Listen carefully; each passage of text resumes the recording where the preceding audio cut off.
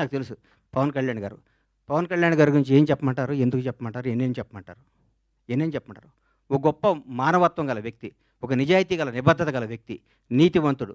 తన కోసమే కాదు, తన బిడ్డల కోసమే కాదు, తన బిడ్డల కోసం, తన కుటుంబం కోసం అంటే సంవత్సరానికి ఒక సినిమా చేసుకుంటూ, ఎవరిని కలపకుండా 6 నెలలు ఇక్కడ, 6 నెలలు ఫారిన్‌లో, 6 నెలలు జనానికి కనపడకుండా, నెలకు 10 రోజులు షూటింగ్ చేసుకుంటూ, సంవత్సరానికి భారతదేశంలో ఏ నటుడు పొందనంత అత్యధిక రెమ్యునరేషన్ పొంది కూడా హాయిగా బతకగల కెపాసిటీ ఉన్న పవన్ కళ్యాణ్ ఈరోజు జనం కోసం కుటుంబాన్ని వదిలేసి, పిల్లల్ని వదిలేసి, తన సుఖాలను వదిలేసి, అన్నీ వదిలేసి అహర్నిశలు పోరాడి 10 సంవత్సరాలు, దాదాపు 10 సంవత్సరాల పాటు, 10-12 సంవత్సరాల పాటు ప్రజల కోసం పోరాడి ఈరోజు ఒక స్థాయిలో ఉన్నారు. నేను పూర్తి స్థాయిలో ఉన్నాను నేను చెప్పను. ఎందుకంటే నేను ఆయన ఎక్కడో ఊహించుకున్నాను. అది అవుద్ది. ఆయన రోజు నేను మాట్లాడతా. పవన్ కళ్యాణ్ ఒక నిబద్ధత గల వ్యక్తి, నిజాయితీగా బతికే మనిషి, నీతిగా బతికే మనిషి. నన్ను ఒక ఆయన, అరే హీరో పవన్ కళ్యాణ్ గారు ముఖ్యమంత్రి అయ్యారు కదా, ఒక చిన్న పని చెప్తా అన్నాడు. నేను పైనుంచి కింద చూశాను. నిన్ను నన్ను కొడతాడు నాయన. మనం కొందరిని దూరం నుంచి చూడాలి, కొందరి దగ్గరికి వెళ్తాను ట్రై చేయకూడదు. మనకు అనవసరం అవన్నీ. ఆయన ఎప్పుడు పిలిస్తే వెళ్తాను, వదిలే అని చెప్పాను. అట్లాంటి పవన్ కళ్యాణ్ గారితో గబ్బర్ సింగ్ లాంటి సినిమా తీయటం, దాన్ని రిలీజ్ చేయాలని 1 ఇయర్ బ్యాక్ నేను, నా మిత్రుడు మర్చిపోయాను. ఈ గబ్బర్ సింగ్ అనే సినిమాని ఎట్లా రిలీజ్ చేయాలంటే దీన్ని హీరో గారిని నాకంటే ఎక్కువ ప్రేమించేవాడు ఎవరున్నారు? ప్రేమించి ఈ సినిమా రిలీజ్ చేయాలి. ప్రేమించి ఈ సినిమా డైరెక్ట్ చేశాడు హరిశంకర్. ప్రేమించి ఈ సినిమా తీశాను నేను. ప్రేమించి అద్భుతంగా మ్యూజిక్ చేశాడు దేవిశ్రీ ప్రసాద్. ప్రతి ఒక్కళ్ళు, రమేష్ రెడ్డి గారు కానీ, సతీష్ కానీ, ఆ కోడైరెక్టర్లు కానీ, మా బాబీ కానీ, రామారావు గారు కానీ, ప్రతి ఒక్కళ్ళు ఈ సినిమాకి, మా విజయ్ కానీ డైరెక్టర్ అయ్యాడు విజయ్ కానీ, ఒక్కళ్ళు కాదు, మా హనుమంతరావు గారు కానీ, మా సుబ్రహ్మణ్యం కానీ, మా అయ్యప్ప కానీ, మా ప్రొడక్షన్ కానీ, మా టీం, మా శ్రీనివాస్ గారు కానీ, ప్రతి ఒక్కళ్ళు ఈ సినిమా ఇది కొట్టాలి సార్, ఇది కొట్టాలి, ఇది పండగ. ప్రతిరోజు మా ఇంట్లో ప్రతి షూటింగ్ అంటే పండగ జరిగే షూటింగ్. ఈ షూటింగ్లో హీరో గారు గుర్రం నుంచి పడబోయాడు. ఎక్కడ మన అది ఎవరన్నది గుజరాత్లో. షాక్ అయిపోయాను నేను. కింద పడితే ప్రాణం పోయేది ఆ రోజు పవన్ కళ్యాణ్ గారికి. ప్రాణం పోయేది. మాకు తెలియదు ఆ గుర్రం మా మాట ఉంటుందని. డైరెక్టర్ ఉన్నాడు, నేనున్నాను. గుండె ఆగిపోయింది. ఆ రోజు పొరపాటున ఎన్ని ప్రమాదాలు తట్టుకున్నామండి ఈ సినిమాలో, ఎన్ని ప్రమాదాలు. ఎంత కష్టపడ్డాడండి హీరో గారు. డైరెక్టర్ ఏం చెప్తే చేయమన్నాడు, ఏం చెప్తే చేశాడు. జనం దీనికి బ్రహ్మరథం పట్టారు. పవన్ కళ్యాణ్ కడుపు నిండా ఒకే రోజు బిర్యానీ, చికెన్ బిర్యానీ, మటన్ బిర్యానీ అన్నీ కలుపుకొని కడుపు నిండా నిద్రపోయిన ఈ సినిమాని ఈ విధంగా రిలీజ్ చేయటం నా అదృష్టం. మా సత్యనారాయణ గారికి, ఈ సత్యనారాయణ గారిని ఎందుకు ఎన్నుకున్నానంటే, జనసేన నాయకుడు ఆయన. పవన్ కళ్యాణ్ గారిని నాకంటే ఎక్కువ అభిమానించేవాడు. పవన్ కళ్యాణ్ గారిని నాకంటే ఎక్కువ ఉన్నత స్థాయిలో చూడాలని గొడవ కూడా చేసేవాడు. అట్లాంటి ఆయన చేతిలో ఈ సినిమా పెడితే అద్భుతంగా ఉంటుంది. ఈ సినిమాని ప్రతి ఒక్కరూ ఈరోజు రిలీజ్ అయిందనే విధంగా చూసే విధంగా ఈరోజు ఇంత క్రేజ్ రావటం అంటే, గబ్బర్ సింగ్ రిలీజ్ అప్పుడు ఎన్ని ఫోన్లు వచ్చినా అన్ని ఫోన్లు వస్తాయి, నాకు టికెట్లు అని. నేను థియేటర్లకు ఫోన్ చేసిన టికెట్లు, సార్ ఇది సెకండ్ రిలీజ్ అని మేము ఆల్రెడీ అన్ని పెట్టేస్తే మొత్తం అయిపోయినాయి సార్, మాకే టికెట్లు లేవంటున్నారు వాళ్ళు. నేనేం చెప్పాలి, నాకు అర్థం కావట్లేదు. థియేటర్లు పెంచుతున్నాం, అద్భుతంగా చేస్తున్నాం. ఇది సినిమాని ఇంకొకళ్ళు రిలీజ్ చేయాలంటే కూడా గబ్బర్ సింగ్ అంత కలెక్షన్ రావాలని అనుకొని రిలీజ్ చేసే స్థాయిలో ఉంటుంది ఈ సినిమా రిలీజ్.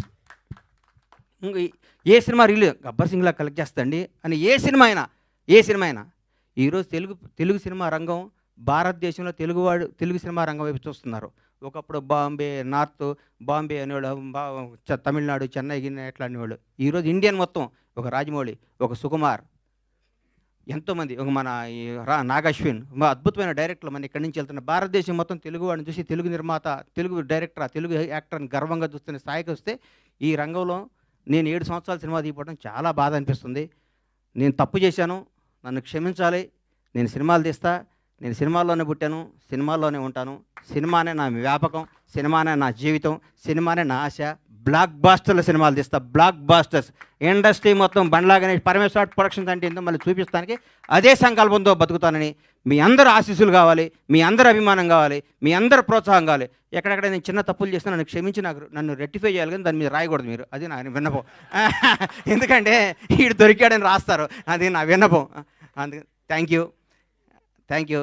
ఈ సినిమాను ఆదరించి మళ్ళీ ఈ సినిమాకు వచ్చే కలెక్షన్స్ బిత్తరపోయే విధంగా ఉండాలని మనస్ఫూర్తిగా కోరుకుంటూ, ముఖ్యంగా పవర్ స్టార్ అభిమానులకి మనందరికీ నేను చెప్తున్నా, ఇంతకుముందు పవర్ స్టార్ పవన్ కళ్యాణ్ గారు, మనం ఏం చేసినా పవన్ కళ్యాణ్ అభిమాని ఎగిరినా న్యూసే, తగ్గిన న్యూసే.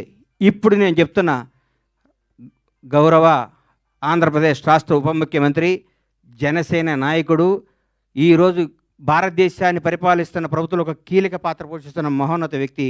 మనం థియేటర్లో చాలామంది థియేటర్లు ఎందుకు ఇవ్వట్లేదు అంటే, బాబోయ్ మీ పవన్ కళ్యాణ్ కోసం మా సీట్లు ఎరగొడతారంటున్నారు.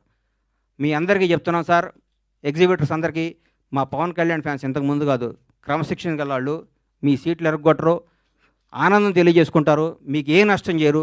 దయచేసి మాకు థియేటర్లు ఇవ్వండి. దయచేసి చేతులెత్తి నమస్కరిస్తున్న ఎగ్జిబిటర్స్ అందరికీ థియేటర్స్ ఇవ్వండి. పవన్ కళ్యాణ్ ప్రతి ఒక్క అభిమాని సెప్టెంబర్ 2వ తారీఖు నాడు ఉదయాన్నే గుడికి వెళ్తాడు, 11 థియేటర్కి వెళ్తాడు. ఇది కన్ఫర్మ్. గుడికి వెళ్ళి పవన్ కళ్యాణ్ 100 ఏళ్ళు బతకాలనుకుంటారు, థియేటర్కి వచ్చి పవన్ కళ్యాణ్ ఉత్సవాలు చూసుకుంటారు. ఈ రెండింటిని మాత్రం మీరు మమ్మల్ని నిరుత్సాహపరచొద్దు. దయచేసి ఆంధ్రప్రదేశ్లో ఉన్న తెలుగు రాష్ట్రాల్లో ఉన్న ప్రతి ఎగ్జిబిటర్కి చేతులెత్తి నమస్కరిస్తే రిక్వెస్ట్ చేస్తున్నా, థియేటర్ ఇవ్వండి. మీ థియేటర్ పవన్ కళ్యాణ్ ఫ్యాన్స్ తరపున, పవన్ కళ్యాణ్ అభిమానుల తరపున, ఒక అభిమానిగా, పవన్ కళ్యాణ్ భక్తుడుగా నేను మీ అందరికీ మాటిస్తున్నాను. మా వాళ్ళు థియేటర్లు ఎరగొట్టరు, థియేటర్లు ఆగం చేయరు. పవన్ కళ్యాణ్ మనుషులు అండి మేము. మా బాస్ ఇలా ఆంధ్రప్రదేశ్ రాష్ట్ర ఉప ముఖ్యమంత్రి, జనసేన అధ్యక్షుడు, ఇంతకుముందు పవర్ స్టార్ కాదు. మేము మా దేవుడి కోసం మీకు ఏ హాని తలపెట్టాం, మేము అభిమానించుకుంటాం. ఈ గబ్బర్ సింగ్ సినిమా తీస్తే మాకు దైవ దర్శనం జరిగినట్టు కాబట్టి మా దైవ దర్శనానికి మీరు ఆటంకం కలిగించొద్దని రిక్వెస్ట్ చేస్తున్నాం. ఈరోజు ప్రతి ఒక్క కార్యకర్త, తెలుగుదేశం లేదు, బీజేపీ లేదు, ఆంధ్రప్రదేశ్లో ఉన్న జనసేన ప్రతి ఒక్కళ్ళు రోజు థియేటర్లో ఉంటున్నారు. మీరు థియేటర్లు అయిపోతే ఎట్లా సార్? ఇవ్వండి, దయచేసి ఇవ్వండి, మమ్మల్ని ఎంకరేజ్ చేయండి. Thank you. Super sir, thank you so much. అప్పటికి కూడా ఏ రోజు కూడా బండ్లా గణేష్కి క్యారెక్టర్ కావాలి, ఈ క్యారెక్టర్ బండ్లా గణేష్ అనే స్థాయికి నా జీవితంలో రావటం జరగలేదు. వేషాలు వేయటం జరుగుతూ ఉండేది, రకరకాలు ఉండేది. ఒకనొక టైంలో అప్పుడు అసిస్టెంట్గా ఉన్న మా డైరెక్టర్, మా blockbuster director Harish Shankar garu కూడా నాకు ఒక చింతకాయల రవి అనే సినిమాలో నన్ను రికమెండ్ చేసి అమెరికా పంపించారు అప్పట్లో. అప్పటి నుంచి మా సన్నిహిత సంబంధాలు మాకుండేవి. నన్ను నిర్మాతం చేశారు పవన్ కళ్యాణ్ గారు. ఒకరోజు పిలిచి ఎందుకు అన్నాడు, కానీ నువ్వు సినిమాలు చేస్తావు, నేను నిర్మాత చేస్తాను. నేను షాక్ అయ్యి, నేను నమ్మలేదు. నన్ను నేను నమ్ముకోలేని పరిస్థితిలో కూడా నన్ను నిర్మాత చేస్తే చాలామంది ఆయన అభివృద్ధి కోరుకుని ఆయన సన్నిహితులు కూడా నువ్వేంటే గణేష్ సినిమా చేయటం అంటే కూడా నేను మాట ఇచ్చాను, మాట తప్పను అని నన్ను నిర్మాతం చేసిన పవన్ కళ్యాణ్ గారికి ఈ సందర్భంగా ఇంకొకసారి పాదాభివందనాలు తెలియజేసుకుంటున్నాను. గబ్బర్ సింగ్ ఒక చరిత్ర. ఈరోజు మార్నింగ్ ఎక్కడో వాకింగ్ చేసి బయటకు వస్తుంటే, ఏందన్నా గబ్బర్ సింగ్ రిలీజు అంటున్నావు, టీవీలో వస్తుంది, గొడవ ఉంది, రెండో రిలీజ్కి ఎంత క్రేజ్ అయిందా అని అడిగాడు ఒక ఆయన. నేనన్నా, హిందువులకి భగవద్గీత, ముస్లింలకి ఖురాన్, క్రైస్తవులకి బైబిల్ ఎంత పవిత్రమైందో పవన్ కళ్యాణ్ అభిమానులకు కూడా గబ్బర్ సింగ్ ఎంత పవిత్రమైందిరా బాబు, అది అప్పుడు ఆ చిరస్థాయిగా గుండెల్లో ఉండిపోయేది అని చెప్పాను. దాని గురించి మనం ఏం చేయలేం. ఈ సినిమా అణువణువున ఏ బ్రహ్మ ముహూర్తాన భగవంతుడు ఈ ముహూర్తాన్ని క్లాప్ కొట్టించాడో కానీ, ఏ బ్రహ్మ ముహూర్తం హరీష్ శంకర్ గురించి చెప్పాలి. హరీష్ శంకర్ అనేవాడు జీవితంలో కోపానికి పగకి తేడా ఉంటుంది. కోప్పడేవాడు ఎవడో హానికరదు. కోపం అనేది నీడపాము లాంటిది, అది కరిచిన ప్రమాదం లేదు. పగ అనేది నాగుపాము లాంటిది, కరిస్తే చచ్చిపోతాం. మేమందరం కోప్పడే బ్యాచ్ అది. మేము ఏదన్నా గబగబ మాట్లాడుతుంటాం కానీ మేము ఏది మనసులో పెట్టుకోం. మాకు ఆ క్షణాన్ని ఆ పని అయిపోవాలి, ఆ క్షణం అది అయిపోవాలి. అంతేగాని మాకు కోపమో, మాకు ఈగోనో, మాకు మాట్లాడటం రాదని మీరు అనుకోవద్దు.